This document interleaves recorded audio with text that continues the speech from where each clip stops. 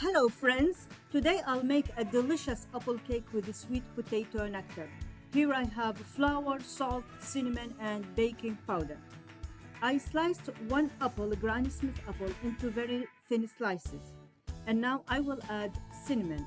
At this step you could add cinnamon as much as you like. I greased the cake pan with butter and I lined it with a piece of parchment paper. And now I will arrange the apple. This is the first layer, and now I will start with the second layer.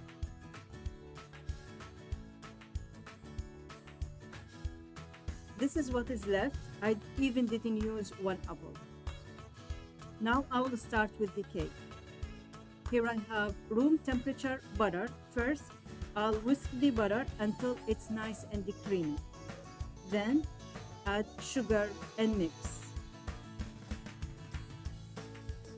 Add eggs one by one and mix. Add sweet potato nectar. You can find it at Sprouts. If not, use date syrup.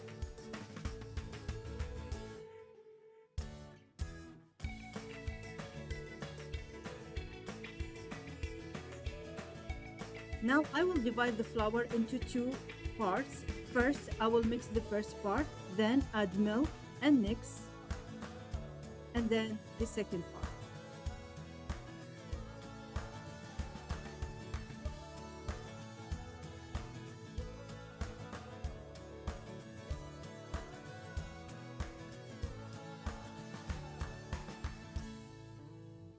Bake at 350 for about 1 hour. Before you place it in the oven, just tap it a few times so the large air bubbles will escape. And don't forget to share, like, subscribe, and write a comment. And thank you for watching.